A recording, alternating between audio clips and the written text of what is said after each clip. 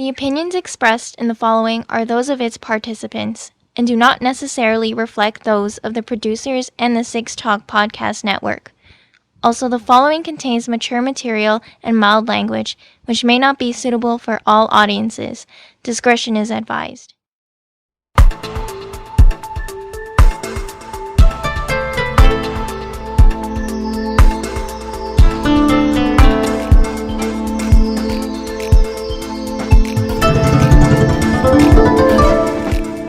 This is the Anime Roundtable Canada on this Tuesday evening, April 26, 2022. You can contact us online on the web, animeroundtable.com, Twitter and Instagram @Anime Roundtable, and email animeroundtable@gmail.com.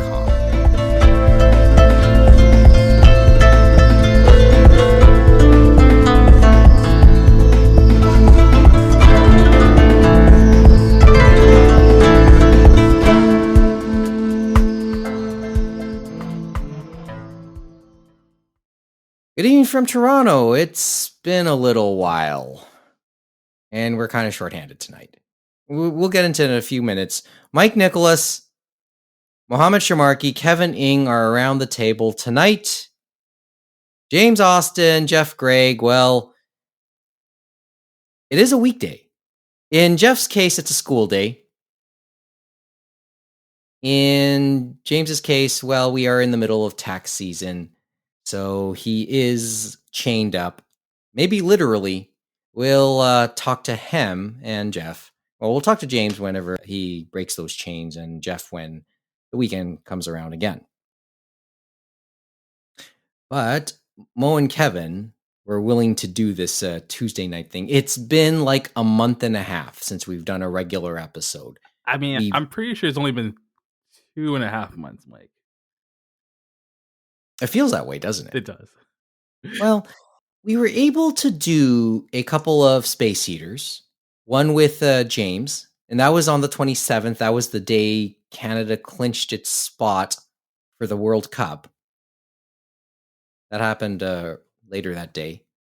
And then Kevin and I did one to chat up his time in LA and just some of the anime sites there. Is there anything else you want to add to that one, Kevin? Did I talk about the ice cream shop that I went to? Well, I don't remember. If it was such a thing, you're more than entitled to mention more about it. It's just things are blurry since it was so long enough ago. And I'll tell you all why. You guys know why, but I'm going to tell everyone else why in a few minutes. I feel like I did bring it up, but for those who didn't listen to the space heater we did, I went to a anime-themed ice cream store in suburban California named Soon Scoops. Soon as in tsundere. Oh, for God's sakes. So, TSU, yeah. Yes, TSUN. And it's cute how they name their flavors after different anime titles and other Japanese little phrases. So I'm just poking through their Instagram account right now, and So are we talking like so do the servers there tell you really what's on their mind? Sorry. well, they tell you what it is. Any form of They verbal split tongue it. lashing. They split it between the Soon flavors and the Dere flavors. I think that is the differentiation between milk-based ice creams and non-milk-based ones. Okay, so we're talking about, we were thinking on different wavelengths here. So some of the examples of flavors that they use there serve are chotolate, ramune, nice play on words. ramune 1/2. I think that one was thinking too hard. Yuzu on ice. Brown Ichijo. Oh God. Tiramisu. Miku, that's good. Madoka Machika. Kakarot cake. We can go on and on for like most of this hour, you know. Banani. No. The melancholy of Hanihi Duzumiya. No. Anything And else? What's your first of all, one flavor that just as a good kicker there. And what did you end up trying? I'm trying to remember what I had actually. They have a mint chocolate flavor, and I don't remember what they call that because I don't see it like when I browse through it quickly. But I had like 2 or 3 flavors because I'm a pig sometimes, and And when are you going to be there again? That's the other thing. yeah. Well, next time I go to LA, I guess, because I would want to try and get over there again. You would want to take the drive. So what's interesting with them is they actually created a set of characters that go with the ice cream shop, and they all have their own storylines and stuff. And yes, the main character is a tsundere, and they actually made a Kabedon wall too, which is pretty funny. So for those who don't know, Kabedon is when you, as the female protagonist, is against the wall, and the boy kind of leans over you, I should say. Usually, that pose. that pose. It's usually a guy doing the Kabedon. Of course, girls could do it too, but usually it's a guy doing it. And they have a Kabedon wall where like one of the male characters is like leaning against the corner of the wall, so people can take photos of themselves being Kabedoned, so to speak. Oh, for God's sakes. Another really interesting thing with that shop is they have done some collabs with a couple of companies, actually. So they did a collab with Nekopara, actually. So and these are sanctioned collaborations. Like, so they actually worked with those parent companies to actually have like unique flavors for a week or two, and they'll run a little event on the weekend. So I'd say that's actually a pretty smart move of them to do that. And I think it works because they are based in California, and a lot of these companies would be based in California as well. And that sounds like it's just, that's the California culture at times, right? Mm-hmm. It's just that's the impression I get, having, not always been there, to be really honest with you. Been years. Mm-hmm. Been a very long time since I saw California. I was a kid at the time. I need excuses to travel some days. Yeah, I'd say you really should go and travel one of these days. Like I admit I've been cooped up. And I say this as a person who like finds it difficult to justify going on vacation myself, especially if it's within Canada. Oh well, yeah. I mean, it's strange. This is sort of at times our own country's culture. Maybe it's a Toronto thing. Somebody will probably say that. But Canadians are sometimes hard pressed to travel within their own country. For me, it's honestly because I have US dollars, so it makes sense for me to use those US dollars in the United States. Oh yeah, well, from your various entrepreneurial pursuits, right? Past entrepreneurial pursuits in the case of the US dollar, because ever since eBay forced you to pick between listing on .ca or .com and forcing you to stick to one currency, I've not been collecting US dollars as of late. But the other thing too is like I always just feel like it's hard for me to budget for vacations too, especially if it's within Canada. So I'll always think, well, like, I could be using this money for more productive things, or, putting more money Something towards else. stocks, or using it for a massage or anything else other than going on a vacation. Or for just other things. Yeah. Right? I mean, there's that popular commercial that's been on TV these days.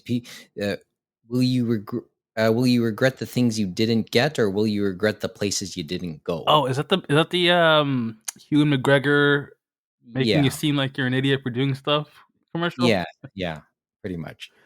What is up with actors and like commercials and shit, man? Well, I guess there's some payment in that. But there used to be this trend.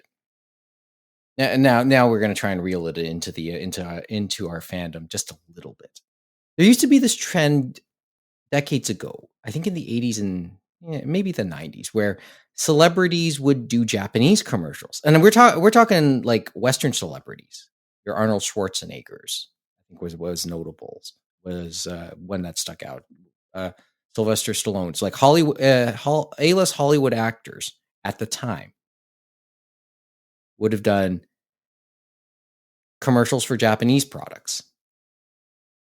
One, I think the pay was probably pretty good for them. Plus, free trip to Japan. Sometimes, yes. Plus, I think it was at a period where celebrities endorsing products, it wasn't really a thing, maybe even taboo. I mean, I guess things have changed in that sense when it comes to celebrities doing commercials here in the West, in North America, in the U.S. and Canada, and maybe much of the rest of the world. But it was a weird, odd little trend or thing that stuck out some decades back. So that's probably just a complete thought.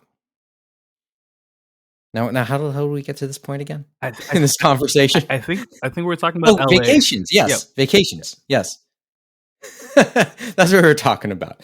Well, I'll hint to that. I've already used a bit of time off. Okay. So let's, as I said, it's been about a month and a half since we were last around doing a regular version of the roundtable. And we have a few excuses for that. Maybe some of them are valid. Maybe. I mean, I hinted during the Space Heater chats that my regular job had called back. So finding our schedules to sync enough to be able to do a regular episode has been difficult at best. Right, guys? I mean, the best we could do after a month and a half is on a Tuesday in late April. I mean, there were extraordinary circumstances as to why we didn't tape the last 2.5, 3 weeks, right? Oh, even and then it gets even more interesting. Yes. Well, first of all, I guess this is for me to also mention. The last little while has also been bookended by. Well, first of all, I've met up with both of you guys just for snacks and coffee over the last 2-3 weeks. Mo, I met up with you on Sunday. We hung out here in the 6 Points area. Or I just had a coffee and we hung out in the 6 Points area. Kevin, I met closer to our home areas because my parents and Kevin's parents live about 5 minutes away from each other in Mississauga. So we met up at a nearby. Had a coffee there. I had a coffee. You had a Korean dog. Right, Kevin? Like a Korean rice dog. Yeah. Is that what we call it? It's one of those other Asian food trends these days, right? I just call it a Korean style hot dog or a Korean style pogo. That's one way to put it. Yeah, and I had a iced coffee from there, which broke my cardinal rule about buying non-traditional items from from various food outlets. I said once, if you're in the mood for a pad thai, you probably shouldn't be ordering it from Jack Astor's. And that's probably the best way I could summarize the coffee I bought at the Korean corn dog place or Korean rice dog place, right? I mean, you kind of saw it. You kind of saw it there, right, Kevin? Yeah. When I was having that. The coffee I had with Moe's was a well, I had to use up my free roll up the rim to win coffee soon before the end of the week. How do you feel about this being all digital now with the roll up the rims? What about people who don't have the app? I mean, I get the whole hygienic thing, but you're kind of it isn't as fun, and you're kind of distancing yourself from a certain demographic, and probably a core one at that. 100%. Plus, it was fun, rolling that. There was a degree of difficulty, quirkiness to actually doing and maybe broken teeth too. How did you roll up the rim back then? It depends. And it was actually literally on the rim. Did you like tear it apart? And some people use their teeth. Maybe that's why we went digital. By the way, aside, COVID aside, pandemic aside. Sorry, Mo. How would you have done it? No, I'm just saying that was the fun of it. It's different every time. There's no one way to do it, right? It was the uniqueness of it, right? It was just the joy of maybe it winning. With an app, it's like you push a button and maybe you win. Who knows? Or because they want you to have some of the feeling back, you could swipe up on the picture. It was okay. The thing is, I've won more on the digital app more than I did in the cup, mind you, or in real life, in past years, mind you. I probably bought a few more items through the app than I did in real life. So the app is serving its purpose. The app has a unique way of like making you want to get Tim Hortons. They have their they have their weekly offers, and like every once in a while it'd be like 2 drinks for a set amount of money. And I'm like, I mean, I don't want 2 medium ice caps for $4. It's I don't want 2, but like at that price. And then it became a case of you didn't necessarily have to order a coffee to get a roll, right? So and I think I'm pretty sure I ended up winning those, not necessarily because I ordered a coffee, but because I ordered a breakfast sandwich instead. So anyway, but between the 2 visits I had with you guys, and here's the story that I wanted to tell, and this is a little bit more personal. After I met up with Kevin that day, I started to feel a little off. And then came down, just felt a little off, slight cough. Next day, cough kind of didn't really subside, bit of a sore throat. Did a test. I had a few rapid tests. It was negative. Went to work for a couple days and felt a little better during those couple days. But then towards the end of one of those days, I just nosedived. Tried to sleep it off, then I just decided, okay, let's take another rapid test again. And yes, according to the rapid test, I had contracted COVID. And basically, that was it for my work week. I had to isolate for the better part of 5 days, or minimum 5 days. And ultimately, I'm COVID free now, so don't worry about that. I'm well. So by the time I met up with Mo a couple days ago, I'd been long COVID free according to the rapid tests. And of course, we've had these discussions before throughout the pandemic series, and I'm sure you hear it in the news. You can't always definitely say that you've had it, even if a rapid test does so. You still have to have the lab certified PCR tests, but it's safe to say you probably did, even though it's not totally confirmed. So you should act out like you have it. And that's what happened there. And on a work level, I actually got a little bit lucky because my workplace was able to had instituted a policy where they set aside a small allotment of sick days specifically for if you got COVID. They had their regular off times, and they had a pool of general use wellness or sick days, but then they set aside another pool strictly for if you contracted COVID. So because the business we work, it's a very close contact. As mentioned, I work in a casino, the one close to the Anime North compound in the West End. And it's a very, as I said, close contact type place. So chances are that's probably a little bit of what happened there. And so I was lucky, a bit lucky. I was able to rest up properly and recover and go back almost a week later. So I will say from the experience, it just sucked.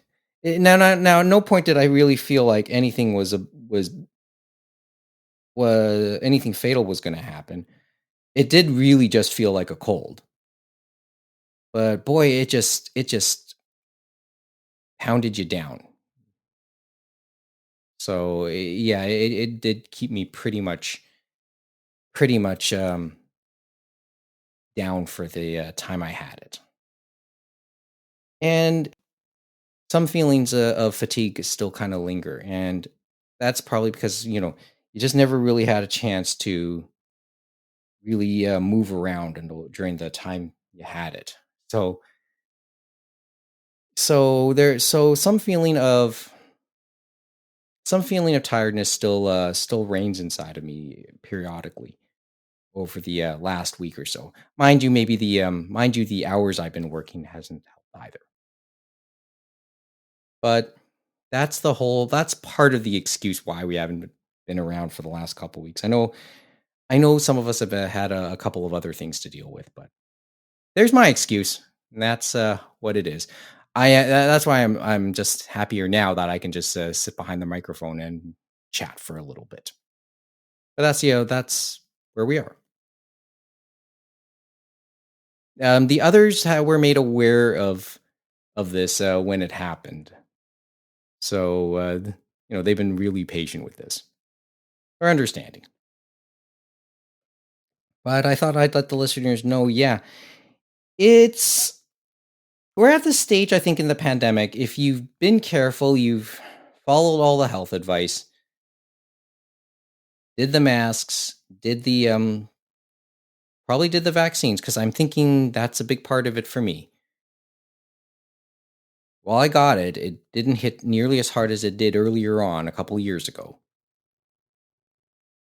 So but the thing is, I can't dismiss it. I'm not going to try and downplay how much this whole thing sucked, because it wasn't because, as I said, it's not a good feeling to have it in any form. And I get it. I did say the rapid test, you can't always draw that conclusion, but let's be real here. Probably was. As I said, it just bogged you down. So I'm glad I can at least come out from the other side of it. The thing is, over 2 years now, I think we just know a little bit more. So we know how to deal with it. Should we have a better sense of how to deal with things? So there isn't that type of fear anymore. Just a feeling of, okay, you know what to do. And that's where we are more than 2 years later. Okay. So what do you want to? Is there something you two want to say? Just so I can get a sip of water and then we can really get to the other stuff we want to talk about for the episode. Kevin? Oh. Well, First of all, I hope I didn't give it to you, Kevin. I don't think I got it. Didn't feel ill? No. Not at all, there? really. Nobody else got sick immediately after, so consider that a win. Yeah. I mean, we met up pretty much outside anyway. It was a rather cool day. That probably didn't help me either. It was cool and windy the day we hung out too. Well, yeah, you were just a little lighter. That's the other part. That probably did not help me, but I guess things were about to happen anyway. And Mo, what about you? I mean, anything you want to say about anything I said, or just generally? No, I mean, it's tough, man. It's like there's a lot of stuff happening. Things are all about pretty much back to normal, but a lot of people are getting the COVID. Coachella was like last weekend, and there's conventions and other events that are happening, and people are like showing up their positive tests. But I think it was just everyone got hit when you got hit, Mike. I know, like, coworkers and so forth. Some of them got it. It's just it was another wave of sorts. Hopefully the last, but probably not. We'll see what happens. But glad you're better. That's cool. Mm-hmm. So, okay, let's get started here, because this is the last month and a half have been really interesting, and there's a lot of stuff worth talking about. We're certainly not going to get to all of it, all of the basic news of the last month and a half, but I do want to talk about some of the things that did stick out, and maybe, and if there's other things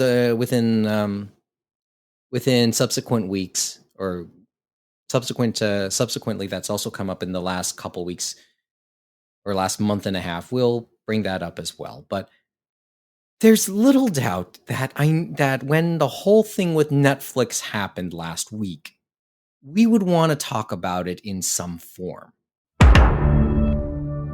So I think by now, anyone who keeps up in any real form, who likes to watch their movies, who likes their streaming, who likes their anime, who likes their anime digitally, they know what's happened with Netflix. It lost subscribers. It lost a lot of market share. Its stock tanked at least 25%. What's its closing value at the end of Tuesday, April 26th? Does anyone know off the top of their head? I'll have to look it up. For Netflix. for today. What's Netflix's current value? I think they're at like what, $200 a share. Which is like lower than it was recently, but that's still pretty high, I guess. I don't know. It's tough, man. Netflix is current price of Netflix according to Wealthsimple is a shade under 200 US, 198.40. It was down $11 today off its high over the last month was just before the end of March. It was $391. Well, it peaked at about $391 over the last month, I think around March 29th and March 4th, according to the charts I'm looking at here. $391, and then it's tanked all the way down. About 50%, like 49 points. 46, yeah, almost 50%. Man, that's hell of a nosedive, I must say.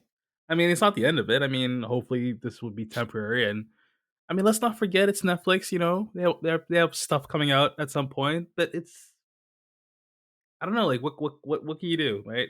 Your expectations were set, they weren't met, the market reacted, right? Well, it hemorrhaged people. Like competition is there. I think a lot of people also looked at at them taking themselves out of Russia. That got rid of a lot of subscribers too. I think that's a bullshit. I think that's a bullshit reasoning. You know, Well, I'm not saying that should be the only reasoning. There's a lot go. I think this was just a perfect storm of things that had been going on there. The spending finally caught up with them. There's a degree of saturation. You can't anything anything that anything that depends on subscription numbers. Well, they can only go so high. So saturation does go, and then competition's around. You have your Paramount Pluses, you have your Disney Pluses, you have your Apple TV Pluses, and any other plus subscription service. Well, Peacock doesn't use the word plus in their name, but and you have HBO Max or Crave here in Canada, and then that's before we get into some of the more boutique style streamers. I mean, so and they've all had and they have some worthwhile content. Some of it legacy content, some of it old stuff, but it's stuff that would have market.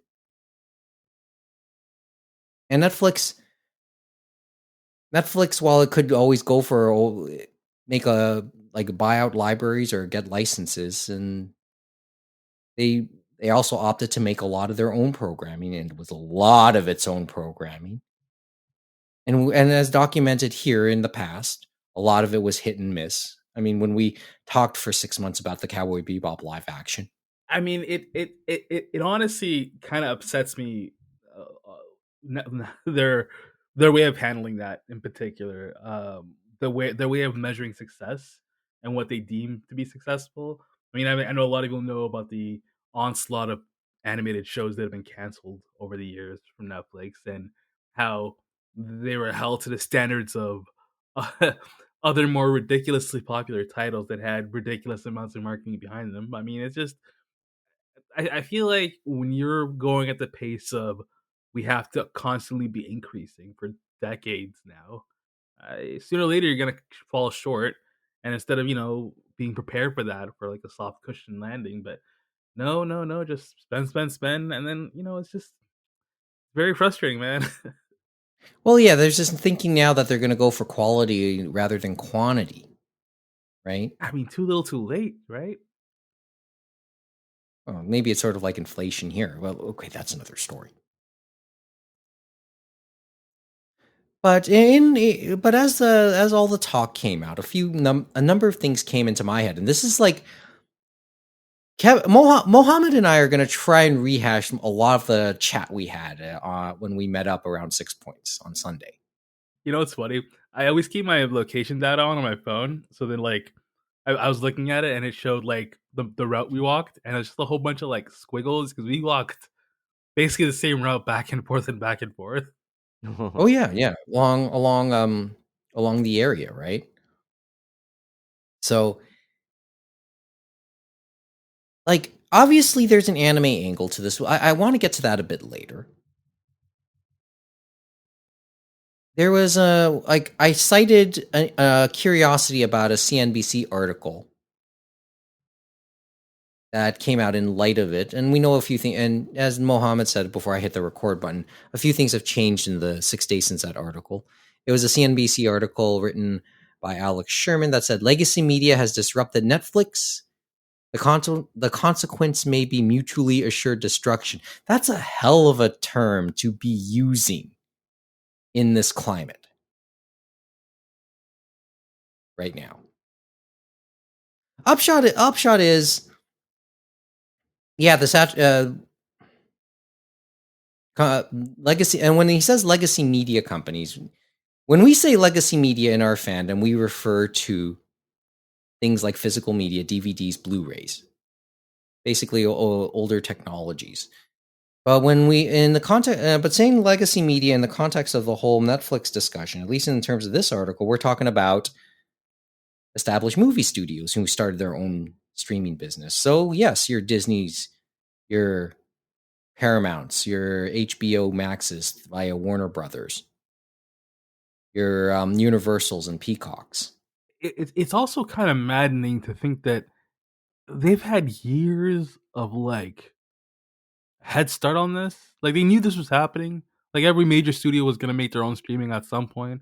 I mean, it was cool when Netflix was like the streaming Netflix, and everyone just went there. But now that everyone else did, I feel like they should be more like better prepared for this. Like Who, the other companies? no, they can go fight it amongst Or themselves, but Netflix themselves. I mean, they were first.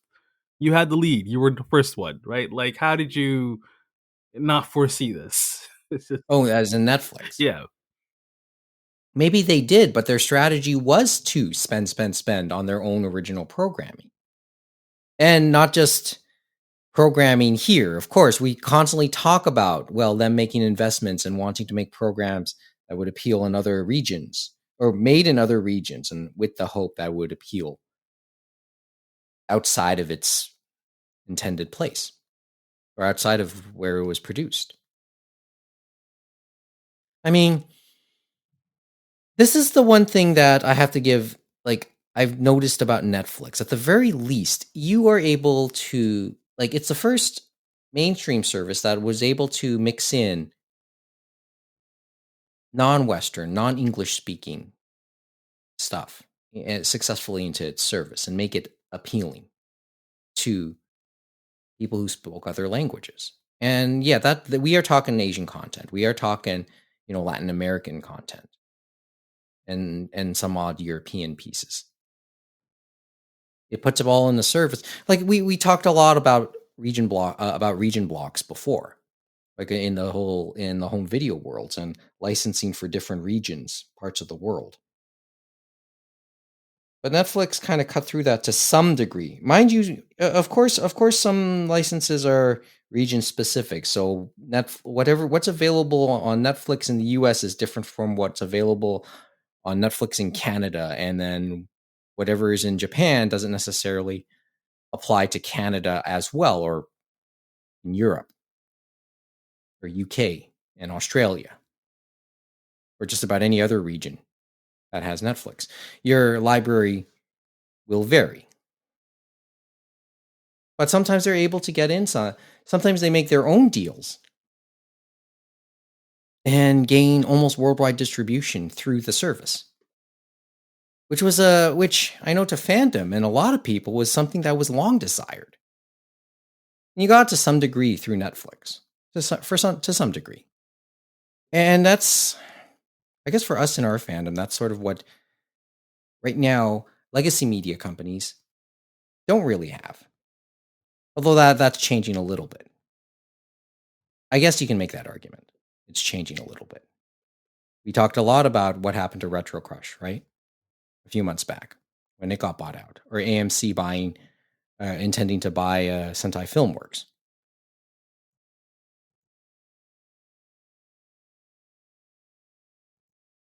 But where is this going now?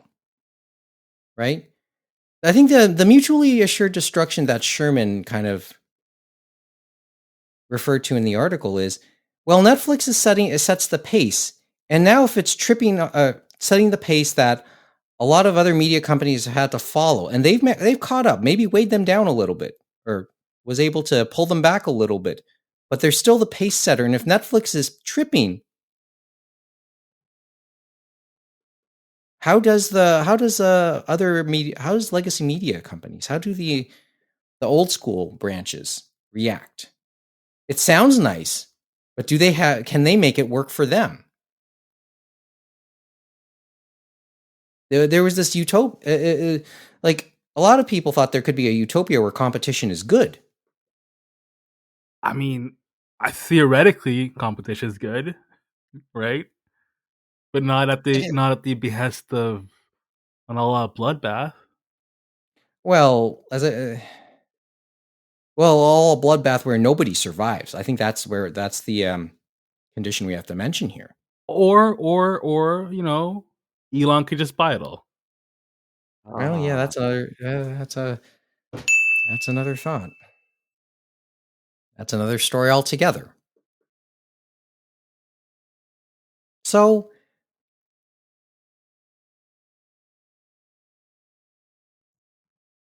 I don't know. Like, I don't think, like, it sucks. People want to laugh at Netflix, but but it's where do we go then? So what's the next bit, right? What's the next way that in terms of our consumption of entertainment,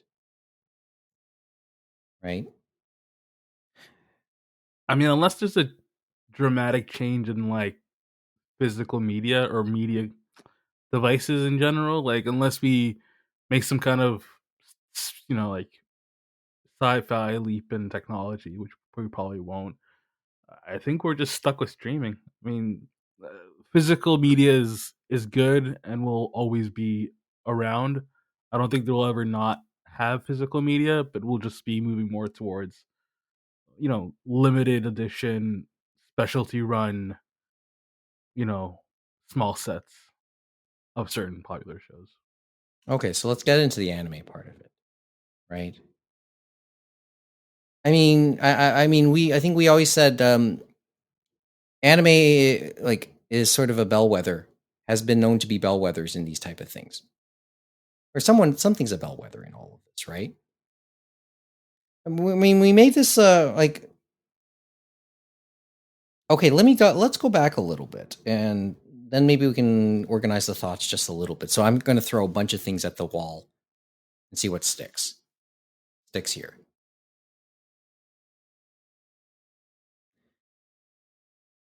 I'm trying to find the right words to be able to display this. Remember, Netflix tries a bunch of things. They try a bunch of different genres, a bunch of different storytelling mediums there. Whether it is live action, TV style shows, movies, animation, etc. Right? Tries to be everything for everyone. Remember that line? Remember the line in with the Crunchyroll plan that said, we don't want to be something for everyone. We want to be everything for someone." When they talked about expanding Crunchyroll selection a little bit more away from anime, or diversify away from anime a little bit. And during the when we talked about the Crunchyroll acquisition last year from Sony, I was of the thinking maybe Sony could use it as a platform for maybe eventually getting their own IP from Columbia Pictures and TriStar Pictures and whatever else they've done around the world in terms of motion pictures, not necessarily anime. They can use Crunchyroll as a platform to be able to finally have their own streaming services, because ironically, Sony doesn't have a type of service a la Disney or Peacock or HBO Max. And they're a legacy studio themselves. But they seem to be distancing themselves about the idea of one of their more interesting streaming acquisitions to actually use that for their legacy library, their mainstream library. And now, with all this happening,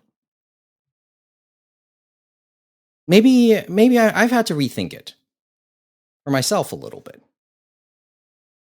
Just take another angle on it and think to myself, maybe that's not a completely bad idea.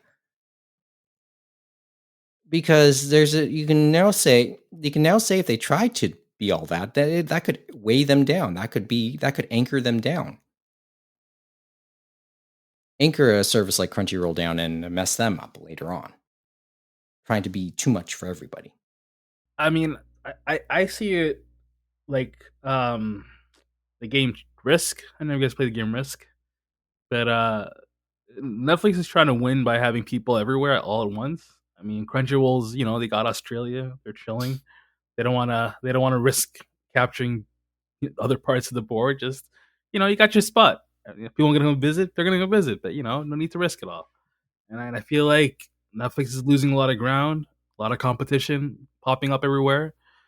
They should huddle down to one main niche thing that they're good at and just, wait it out there until the end of time. Not necessarily the end. Okay, maybe.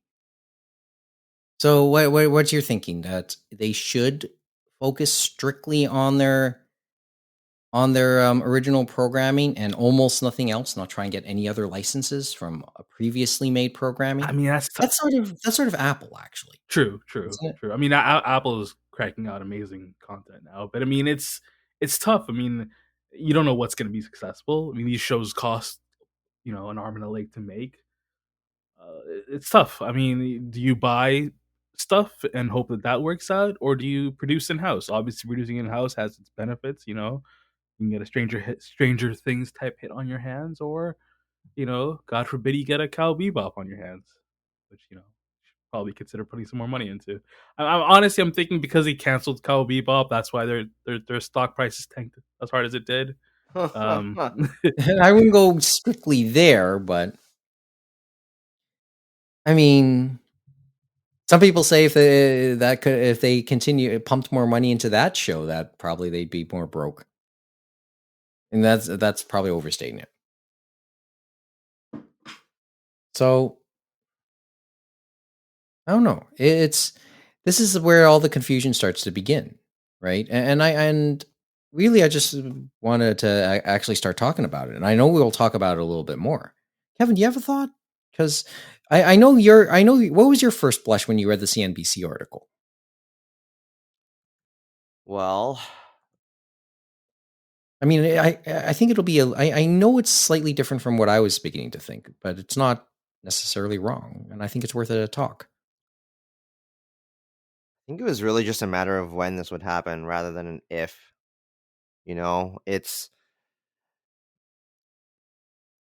I just feel like when everybody tried to consolidate and everybody with IP wanted to create their own service, I just felt like, well, it's finally happening. And we saw this happen with anime in the last couple of years, where like it was no longer just Crunchyroll for legal stuff. You would get some stuff on Amazon and there'd be exclusives there for a while, and then Netflix licensed stuff that was exclusively for their service, and then ADV or Sentai High Dive went with High Dive, and then you also have upstarts like Tubi and whatnot, and Retro Crush, yeah. and now even Disney's gonna start having anime on their service, and a couple Japanese IP, as we mentioned in the last regular episode too. Yeah, so it really was just a matter of when, because as I know you and I and everybody else know, usually these things happen to anime first before it kind of happens to mainstream media. Mm-hmm. Like when we switched over to Blu-ray, like when we kind of had a bit of an anime drought for a while, like 10 or so years ago. Like, I guess I'm just not surprised, and at the same time I'm just thinking, well, I think people are going to start figuring out how to use BitTorrent again, and people are going to start sailing the seas for their content, because Nope. I don't think so. I think I don't think it's going to be, say, a significant amount of people, but there's going to be more people doing it again. Well, especially with the password sharing that Netflix is trying to start cracking down on. Yeah, Neil, I actually been in touch with Neil over that too, so I can expect him to help out on that. Like, I don't think it'll be as pronounced with mainstream media than it is with anime. Pronounced in what way? I don't think nearly as many people will jump ship to piracy with the streaming services. Okay, well, Not because that's anime. That's also our the demographic of our fandom. That's part of part of it's the demographic, and honestly, you have, what was it? We talked about this in the Space Heater, but what they said, they had like 30 to 35 million accounts on Crunchyroll, but only like 1 to 5 million. I don't remember the exact amount, but only like up to 5 million people were actually subscribers. Like that just tells you everything. Well, but you said you didn't necessarily see it that way. Where do you think we're going with this? Hmm. No, I think Kevin had the point there. I don't think we're gonna be backsliding into piracy. I think it's just when you get comfortable with something. I mean, people are comfortable paying X amount of dollars for a streaming service. If we get to the point where Netflix just gets rid of password sharing, or you wake up one morning and the Netflix you had working isn't working because they cracked down on it, I mean, you'll contemplate, hey, do I really want it, or maybe I just won't watch it. I think there's gonna be shifts. Well, I think that's always the dilemma whenever things like this happen for Netflix, and especially when they raise prices. How many just subscribers are going to go in the process when they raise prices? I mean, that alone has to be a calculated risk on their part, right? Like, I feel like you can't be a company as big as Netflix and not have genius level mathematicians working out economical forecasting of a bunch of shit. Like, I just feel like they should know. Like, this can't have come to them as a surprise. They probably have some kind of plan in works, and if they don't, I mean, I feel real bad for them then. Hmm. Or People. or Elon buys it. Who knows? Oh, Yeah, well, as I said, tell me what he isn't interested in these days. So let's I just want to look back a little bit and think about a few close calls. As much as fandom might be upset by Sony's acquisition of Crunchyroll, keep in mind who Crunchyroll was with before and what's happened there in the last week. Overshadowed by this whole Netflix thing was the announcement that Warner Media and Discovery, because they're merging, or AT&T, Discovery, Warner, whatever, rather quietly, they're one of their newer streaming services, and they have a bunch, obviously, under their umbrella: Discovery, HBO Max, but they also had CNN Plus. Yes, another Plus streamer, and that got killed off before it was really born. People joked that even Quibi lasted longer than CNN Plus, and we're talking. And this is where Crunchyroll was before too. Maybe it's an apples and oranges thing, but CNN Plus was seemingly a bigger is on top of it a bigger thing, right? I mean, Quibi was bigger. I think Quibi was like $1 billion. CNN Plus is like $300-400 million. But Oh, I mean, when we compare it to something like Crunchyroll, 100%. It's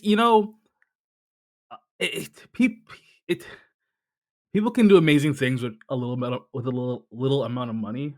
And other people need extraordinary amounts of money to do utter garbage. It's what can you do?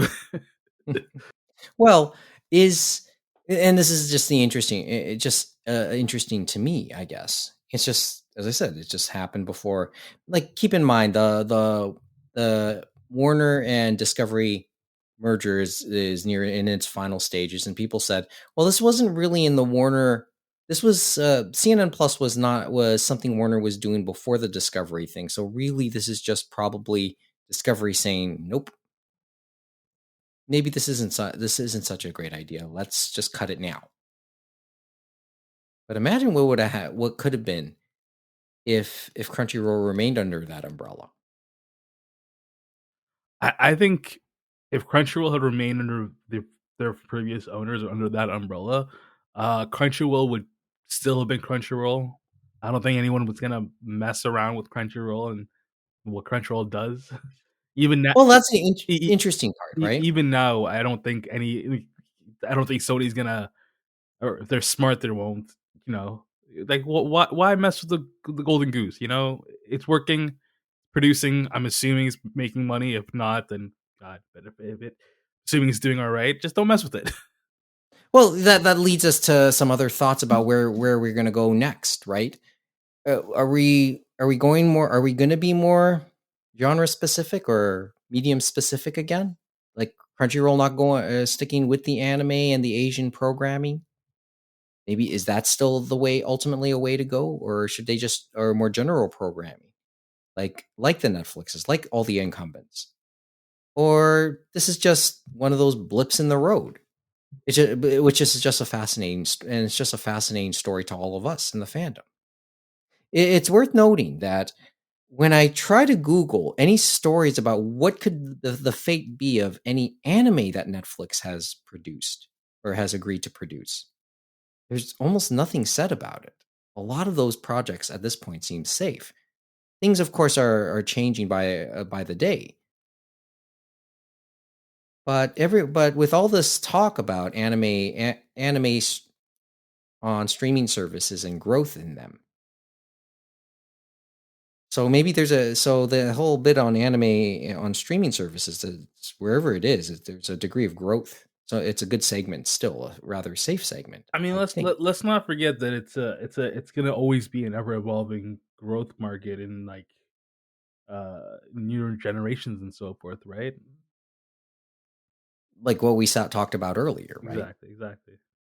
Right. I mean, And we talk about like we and when we were talking on Sunday Mo, we ended up having this long thought about okay, well, Crunchyroll is in the Sony umbrella. We've talked a lot about the it being the fourth pillar and how it could possibly play into PlayStation, so to speak, at some point.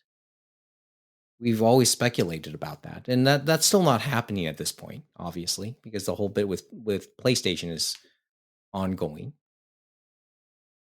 And we ended up having that long discussion about the types of demographics and fans that gravitate towards at least the major console systems, the Switch, the Xbox, and the PlayStation, because with this belief that no two gamers are alike. Well, there's different type of gamers, and they tend to appeal to different type of consoles. yeah, the Nintendo versus Sony argument. Well, it's not. Yeah, it's not necessarily. It's Nintendo versus Sony versus Microsoft Xbox, right? And they seem and Jeff was so, I think, so bang on in mentioning the type of people who play on each.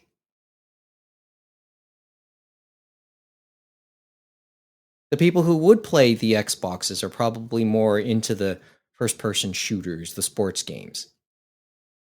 Really into those type of stuff. Hey, Nintendo Switch. Kev, sorry. How's your Switch? How are you liking your Switch, man? How's what? My Switch? The Nintendo Switch? Yeah. I'm enjoying it. Haven't played it as much as I'd like to lately, but I've mostly just been using it for gaming. I go between playing Super Mario 64, as much as I hate the fucking camera angles in that game. Camera work is awful. Holy shit. I don't know how people got through that Were able game to. back in the Well, 90s. yeah, that's sort of the concept still feeling itself out back then, right? But think about Switch owner. Okay, well, you want to continue your Switch thought, Kevin? Oh, the other game I'm playing through slowly is Shin Megami Tensei 5. Which is not as hard as Shin Megami Tensei 4, but still equally brutal in other aspects. Like you'll have times where you could just suddenly die if you're not ready. Yeah. Well, my point being though, and with Kevin, and you can probably see it in what Kevin plays. Switch. A lot of Switch players are like, Nintendo is unabashedly Japanese IP with their Switch, and it seems to have an appeal to a lot of our fandom. Like we've talked a lot about how the Xbox doesn't have much appeal in Japan. Sony, it's really Sony and Nintendo there, but they're very different. But there's a very different feel to both. And we've talked about this with Mad Alt too. a certain type of quirkiness or utility that Nintendo has, a bit more of a graphics thing with Sony. Sony somewhere being in the middle of the two Xbox and Switch sides that we just talked about. And they're probably in the biggest position to be able to make that work. And to reel in that Nintendo side a little bit more in the future. So there's a lot of so that just leads to the question marks as to where that'll go later on, and how their streaming services will eventually go back. But I guess with the whole Netflix thing, there's a pause for thought. But like I said, the anime, there's no word as to what will happen to the anime at this point. And there's this talk over the last couple days, at least, of some animation projects that Netflix has agreed to be now being suspended or canceled, and that they'll, on a lot of animation projects, they'll just probably look for licensing opportunities. So I don't know. This is, as I said, a fun story. It's not one that I like from my standpoint, and I'm not watching as much Netflix right now, but I'm pretty sure Neil is. It's not something I don't like the idea of being happy that this type of stuff is happening. Right? A lot of people there's a lot of venom for Netflix. I get it, but this is just one of those pause for thoughts, I guess. And maybe just a thing, and then maybe a chance to just take a step back for everybody and see where we go next. I mean, the thing that I'm really scared of is we're gonna get to a point in time where none of these services die out, and they just all exist, and they all continue to increase prices, and we get to we get to a point where Netflix costs like $50 a month. I mean, at that point, it's like, well, what am I doing, right? Well, I mean, isn't that sort of what? Yeah, well, isn't that what legacy media wants, because they control cable? This is the interesting part too. A lot of those legacy media companies also have interests in cable, also have other interests altogether, like in broadcasting, like in live sports. People always mention that's one thing Netflix hasn't had a willingness to do at this point, or taking in live sports. Disney has it. Disney has ESPN Plus. Even Apple TV's got baseball now.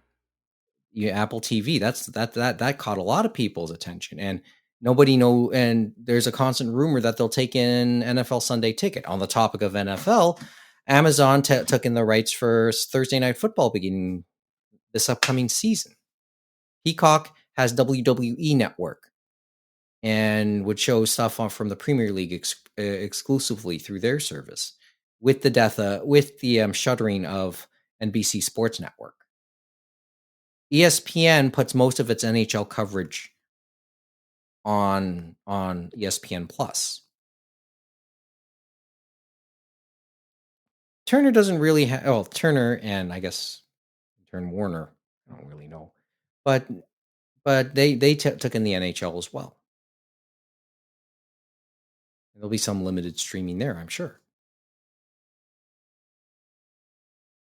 But they all have all those legacy media companies, and we can include Sony in all of this. They have other businesses that keep them afloat. Netflix doesn't have anything else. Hey, maybe they're dabbling just a little bit into video games. But right now they're a one-trick pony, and I think that's really what's hurt them. All their eggs in one basket.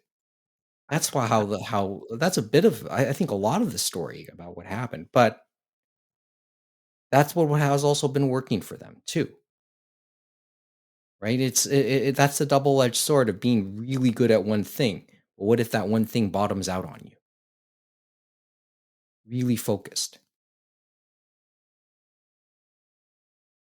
But if nothing else, this is just a crossroads for the whole thing right now.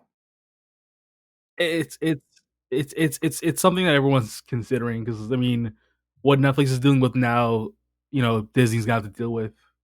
Everyone else is gonna have to deal with it eventually. So it's Once tough. again, being the bellwether. On the Exactly. topic of being the canary in the coal mine, right? Yep. Because that point will eventually happen to the others, and maybe they better be ready too. Maybe there's their get ready moment, right? So how do you handle it? Can't wait to see, right? For what it's worth, I think I'll still keep my subscription. There's still other stuff I want to watch. What's just quickly before we move on, what's on the watch list for you guys right now? Season 2 Russian Dolls was kind of something, but I mean, I'm guessing you're talking anime wise. Well, I know you went to TIFF Lighthouse to see Totoro over the weekend. Yeah, that was fun, guys. Totoro, if it's gonna stand the test of time, man. I don't think there's. I think it's gonna be one of those movies that like 100 years from now, kids still watch. It's gonna last. It's really good. Are they only playing Totoro right now, and they're just going to rotate a movie out every so often? No, so they have their thing called the Next Wave festival. So a bunch of high school students who are part of the TEPS committee put together like a mini movie marathon for that weekend. So they pick a bunch of Oh, movies. Totoro is one of them. My Name, Me, Earl and the Dying Girl is another one. Itu Momote, a bunch of movies. But yeah, Totoro was there. It was dubbed. Shout out to GKids. It's pretty cool. So, Kevin, anything on your queue watching, or is it just the video games you're focusing on at the moment? I've mostly just been reading manga as of late. Hey, Kev, Uh, did you finish Dick Fight Island? did I finish what? Oh, Dick Fight Oh, Island. I not yet. I have volume 2 here now. I have not opened it yet. I need to get around to that. Honestly, I think part of it was because I was waiting to do a group read of it. That was part of the reason why I hadn't read it yet. But that will be read by the end of the year, I imagine. What am I reading right now? I've just finished reading Doubt and Judge. These are two mystery slash horror series. Like they're more thrillers. They're suspense thrillers. They're done by a manga artist called Yoshiki Tonogai, and he did one of the Higurashi manga as well. But these are basically locked room mysteries, and the participants are forced to like doubt each other and kill each other and try and get out of the circumstances that they've been suddenly foisted on them. So like usually what will happen is like something happens to them, they suddenly find themselves in this like unknown area, and then they don't know how to get out until the rules are explained to them, and in order to get out of this room you need to do this thing, and it's those kinds of setups. But because because these are geared towards teenagers, it feels a little edgelordy at times. Yeah. But what I do appreciate about, or what I appreciate about them is that the endings are bittersweet at best, because these are pretty short. Like Doubt is 2 omnibus volumes, so it was originally 4 volumes in Japan, and Judge is 6 volumes. And yeah, some pretty batshit things happen in both of those titles, and the ending can be not what you'd expect, to say the least. One way to put it. What else have I read? Oh, I started reading series actually. For speaking of Blast from the Past, Yeah, no kidding. Bringing up that one. it's actually my first it's my first fantasy Yuwatase manga that I've read, because I've only read Absolute Boyfriend, which is not her best work, but so I have not read series. I have not read Fushigi Yugi yet. So series is something I've been meaning to read for a while. So I finally have started reading it, and wow, a lot of stuff happens right off the bat. Holy crap! And I remember watching the first couple episodes of the anime. it, I don't remember much about it, but yeah, it's I just quite remember bloody in the beginning, actually. that. Wow. My turn, Yes. I guess.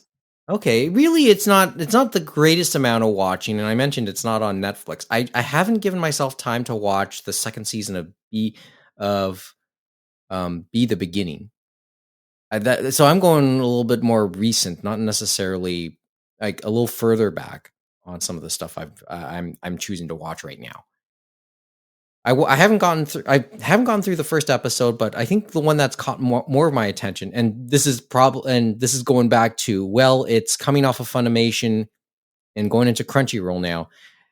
Season 2 of Kaguya-sama: Love is War. I think I've gotten through 4 episodes of that, and I alternated between the dub and the sub version because when I watched the first season, it was strictly subtitled because that was the only thing on the Netflix service. The dub version was on Funimation, but with everything moving over, there you go. So I watched 2 of the episodes dubbed, 2 of the episodes in Japanese, subtitled, and anybody who listens, they know that I'm starting to have the habit of doing that because I want to be able to just get a sense of both. How did it sound in Japanese? How it sounds in English, but maybe also understanding that, okay, how it comes to us, how certain characters and their voices come out to us. Like they have to find a version of that, and that's basically a version of that in Japanese. They're looking for the English equivalent of how annoying a certain character can be with their tones and stuff, or with their accents. That's why I'm just trying to understand the context by which every character was voiced in the way characters were voiced in English, even right down to the narrator, right? I did come away with one thought after watching all those 4 episodes and some of the hijinks that happened in it. And I for some unknown reason, I'm just start thinking to myself, the popular pro wrestler Kenny Omega, who's known to be an anime fan, he would have been perfect for the narrator in that show for some reason. I'm just thinking that. Just the tone of his voice. And if you watch any pro wrestling and you see the way Kenny Omega kind of talks in the ring, maybe you'll know a little bit of where I'm trying to go. But the other reason I'm watching it is because Spy X Family, the first couple episodes finally came out on Crunchyroll. I haven't had a chance to see it yet, but there's been... I do want to watch Spy Family, actually. Oh, we can share a password. Would you like? Oh, please do. Yeah, we can share passwords. They haven't cracked down on... Crunchyroll has given no indication they want to crack down on that yet. I'd be down, to be honest. We'll talk later. But there's a lot of memes going around that compare Kaguya-sama and Spy X Family. Really? Because there's a lot of because there seemingly is a lot of similarities between the main characters, both in their design and maybe some of the way they conduct themselves. I have to watch a couple of episodes and maybe see if that's the case. See if I see the point of those memes. I never really thought of Yor and Kaguya to be that similar, other than just that they have black hair. But I guess I can see it. I guess. But I think it's just people just trying to draw. You know, what's the phrase?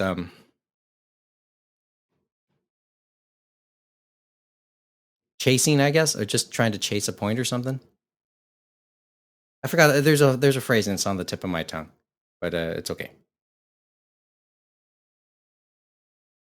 Someone just trying to have a little fun with this, tripping on themselves, maybe chasing, just trying to chase something humorous, and it might be. I guess I'll look and find out for myself. But yeah, I thought people would at least be curious on that part. Anyway, I'll and maybe in the future I'll update how that's going. And yes, maybe play a few more video games finally. That's another story altogether. You guys know that. Okay, so let's before we go this evening, let's go through a couple of headlines that did catch our attention. Just fire off a couple bullets. Things that are meant to be short things, and hopefully will stay that way because we're now an hour 15 into the episode, but could extend this show to 2 hours. You know it. Yeah, no kidding. Okay, so item. GKids announced picking their acquisition of Nadia Secret of Blue Water. That was a pleasant surprise. No, maybe we shouldn't be surprised considering the way they've been going about a lot of things. They did announce a release date to the Makoto Shinkai acquisitions. So there's that. And you also alerted me, well, are you consider selling your box set? You have that, Mike, right? Yeah, you should get rid of it, Mike. Well, it's a metal box. So that leads me to an interesting discussion. Well, I think we had a version of it actually when the Eva thing was mentioned. Special editions, like special editions that you wouldn't typically find. Box art, metal box, something really fancy, some fancy merchandise of a previously really of a something that's just been picked up and is about to be re-released again. How well do those things sell? Like, I mean, I have the metal box, the ADV metal box of Nadia, Secret of Blue Water. I have the metal box of Eva that ADV did, and 0091. They did a quick series on that. Could that be worthwhile, or is it worthwhile just to the biggest diehard collector, which isn't a bad thing? But is that worth something, in your opinion, Kevin? Since you know this stuff. Hard to say now that there is an existing Blu-ray of it. Or coming of it. Well, anyway. no, because Sentai did put it out on Blu-ray. Let's remember. Oh, yeah, okay. So Sentai had Nadia. Okay. See the difference between like Evangelion and Nadia is that, well, other than one being more popular than the other, but I don't recall if there was any differences between the DVD and Blu-ray release of Nadia, like whether or not they did take out anything or changed anything. But with Evangelion, we know that the dub cast is different between the two releases. So people who prefer the original dub will still want a DVD copy. So then the DVD releases would still hold value of some sort. Okay. Nadia, I don't know. Yeah, that's probably fair. But now everyone has the opportunity to witness the amazing Island arc in 4K. Well, doesn't that help? Anyway. Okay, so I was looking through some of the stuff we put on the Discord amongst us. Do you guys remember Iron Chef? The reality series? The not reality series, the cooking show that Fuji Television did back in the 90s. The one that never ended? And huh? The one that never ended?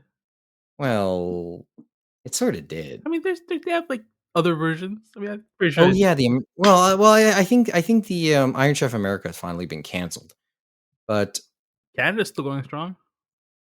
Is it? Yeah, what's There's his face is still doing, unless these are all reruns. I can never tell with the Food Network. probably reruns, but and filler programming. It's just that the Japanese version seemingly is about to be renewed, and funny enough, on Netflix. Apparently, they'll have a reality show to make a contest for yet a new Iron Chef for the Japanese version, for the original Japanese version. I mean, I'd watch. Isn't he still alive? What's his name? The main guy. He's an Which one? actor. He's in. Oh, yeah. Takeshi Kaga. Yeah. I think he's still kicking. The original host, the original chairman. He's alive, but his character's dead. Huh. They killed off the chairman, by the way, in the original. I mean, Apparently died of. Huh? What did he die of? The character? Yeah. They said it was fugu poisoning. I mean, but that, like, if you remember, like, the thing is, in real life, we've mentioned this in past episodes too. In real life, Takeshi Kaga had a fallout with the producers of the original series. So in the aftermath, they went out of their way to really downplay his likeness in subsequent re-airings of the Japanese Iron Chef, right? As much as possible. But they had to do something with his character. So, and this was like 20 years ago, I believe. They killed off his character.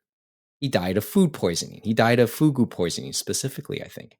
And that's where you start seeing this timeline of nephews from around the world opening kitchen stadiums everywhere in his honor. What they just don't hint is, back in Japan, the character is actually dead.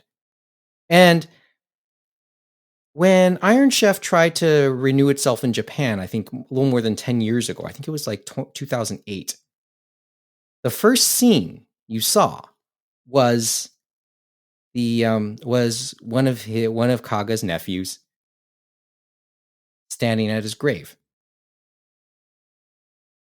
and then walking into his new kitchen stadium for the first time. It was a hilarious premise. But that's sort of the plot line now. How Netflix is about to handle this one, I'm not totally sure.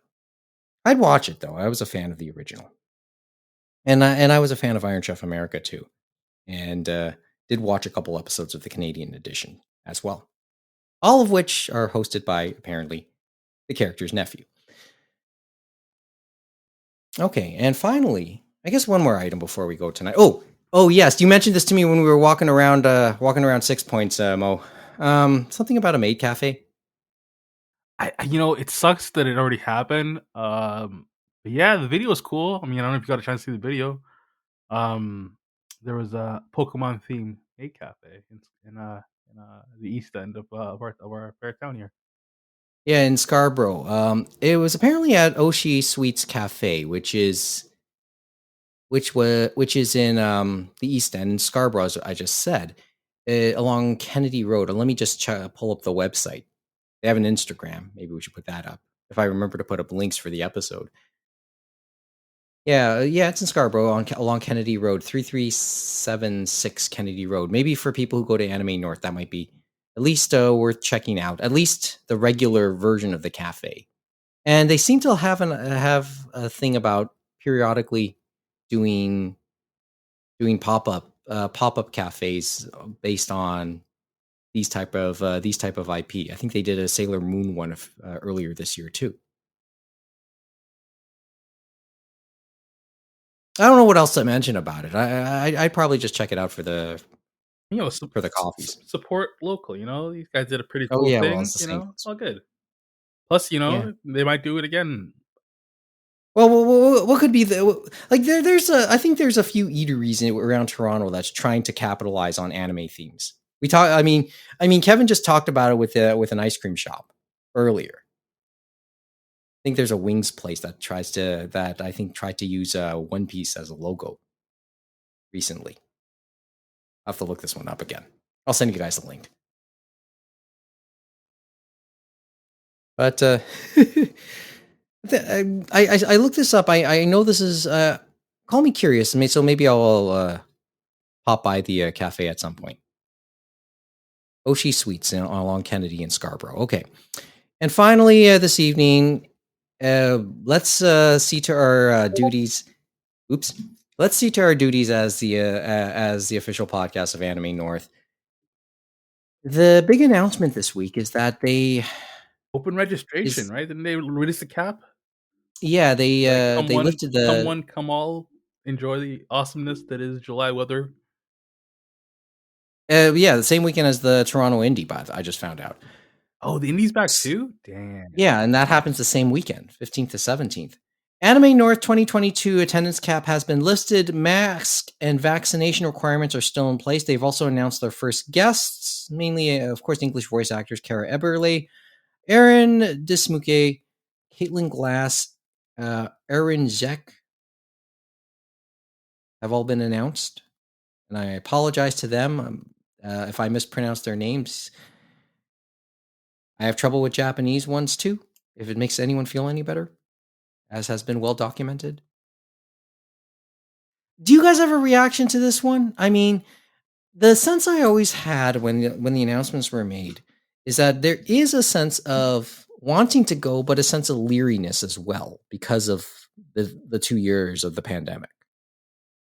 It'll be tough. We'll see how it goes. I mean, July is months away, so I mean, plus with the demand being what it was, I think that it's gonna be successful. A lot of people are gonna show up. It'll be good. It'll be good. I think we're underestimating the necessary need for people to be out and about and stuff after 2 years of not doing that.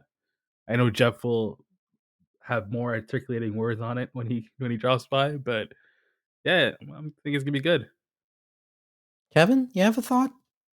And I know we are still endeavoring to always talk to somebody from AN just to talk a little bit more about what's going on there.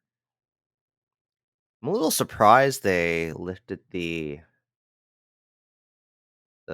restrictions on attendance. I thought they usually had an attendance cap, no? That was planned, but now that's not the case. But the caveat in all of this is saying mask and vaccination requirements are still in place. So I guess that will be part of the story too. And maybe it's worth asking when the time comes, when we're able to have somebody there. Well, I'm going to attend. Hey, coincidentally, we'll probably be there too, right? Yeah.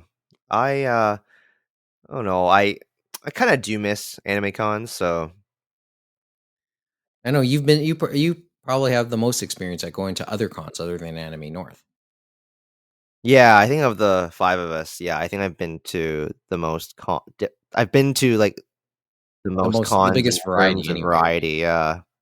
It's yeah, like sure, I wish some things were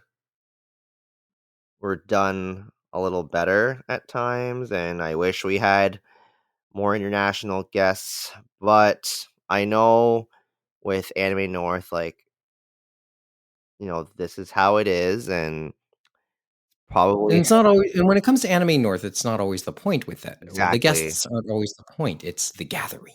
Yeah, this is how it is, and so long as the current guard is in place, that is how it'll always be. So I'm okay with that.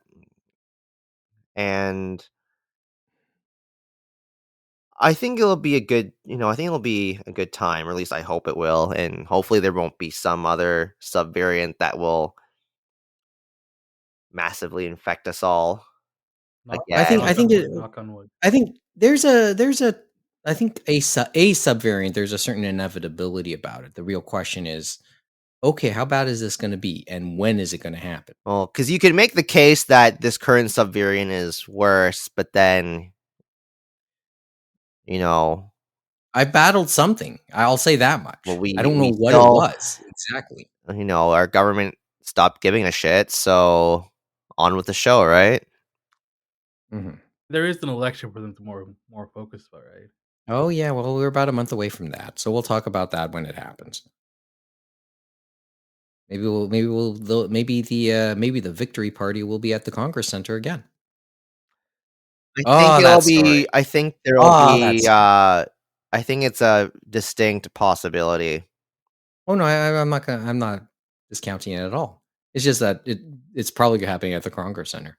I'd say it's like an 80 to 90% chance at this point. Sure, why not? Anyway,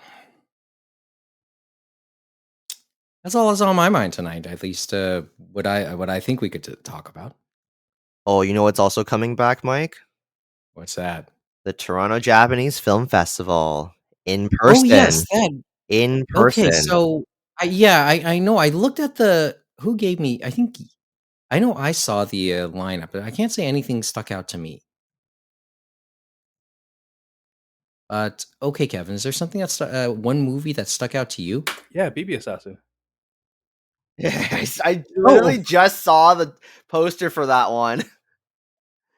I'm like, Well I'm done. kind of interested now just based on the Well, poster. well, Exactly. now that you bring it up, okay. So a couple thoughts there, and then maybe an Oscar slot because it was Drive My Car, right? It won Best Foreign Film, didn't it? It did, and then Okay. another thing happened, but then we're not going to talk about that. I was about to ask that, but I guess we've just about run out of time. Yeah, we don't. An anime movie didn't win Best Animated Film yet again, unfortunately. Well, Is that really news now? yeah, that's true. Okay, thank you. I mean, happy for Drive My Car. I think for let's so let's not talk about Will Smith and Chris Rock, but it's Chris Rock, right? Yeah, it's Chris Rock. Yes. So the two movies that caught my attention are the one anime screening that they'll do every year. In this case, it's Pomp of the Cinephile. And the poster looks very cute. And what's the other? The other one is a food documentary called The Pursuit of Perfection. Oh, I've heard that name, yes. I think there's a sumo documentary too, but that's another story. I believe this one is about like Michelin-starred restaurants in Tokyo, if I'm not mistaken. That sounds fascinating at this point in my life, to be quite honest with you.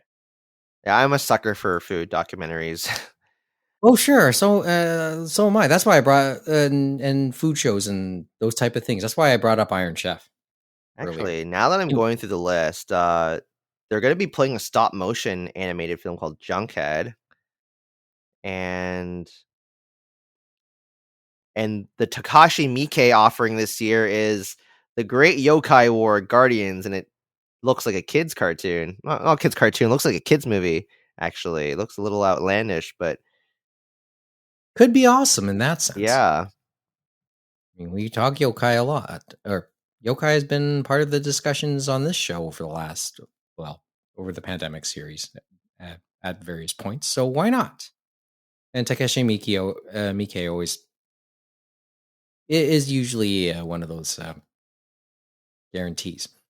But yeah, I'll probably go and catch at least a couple of films in person. Quickly, what's the dates again? It's gonna be in June. What was the exact date? Oh yeah, I should have had this ready. It's okay. We're doing this on the fly. We got a minute. It's like looking this up is probably okay. Sometime in June. I think it's like June 16th, June 17th is when it starts. June 16th to the 30th. Okay, so I was right. So mid to late June. There you go. Tickets go on sale May 11th. Is there a single pass? So you can buy tickets individually. You can also buy film passes in either 5 film or 10 film blocks. And you also have the option to pay to watch the films online as well, like last year when it was still online only. Interesting. Okay, I'll look this up maybe. Yeah, and there's a limited number of those too. I think if memory serves me correct. Okay. Anyway, that's pretty much that. Well, as I said, it was good to get the time to be able to tape again. Thanks for wanting to do this, guys. Of course. Yeah, man. Always. Yeah. Let's well, hopefully the next time isn't a month and a half. Probably maybe a week, maybe 2. Just as I said, just bear with us again, and we'll just see what we can see how our schedules just connect. Okay. And any of this, of course, Jeff and James, almost certainly they'll have an opinion to offer on more than a few of the things we just talked about. But in any event, that's our show for tonight. So once again, let's tell you where you can contact us. animeroundtable@gmail.com, @animeroundtable, animeroundtable.com. And don't forget, we're also on Twitch, twitch.tv/animeroundtable. We're on YouTube. We do have a Discord as well. I guess we should put links for those. And hopefully with other stuff to come in the future. Maybe as soon as I figure out how to hook up this Stream Deck.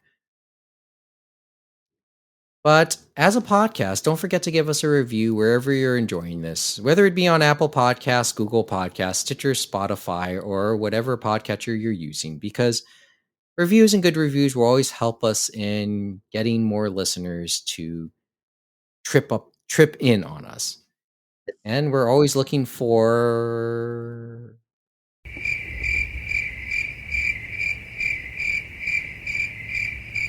See, I actually was about to say, the way I was gonna lead into it was, I was going to say, especially if it's a 5-star review, and then I didn't know you were going to continue for a little bit.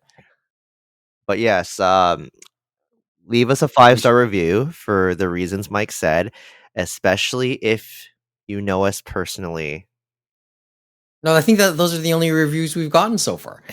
Yeah, I think so. Yeah, yeah, let us know that let us know that you guys exist, man. Yeah, hello, I know you're there. I can see your breath. As the pandemic series has gone on, we had been doing episodes every other week. Things have changed a little bit. But we're gonna try and get out something on a regular basis. We're gonna always endeavor to do that. So in any event, hit the subscribe button or the follow button on all the platforms we're on so you can be notified whenever we add something new for your enjoyment.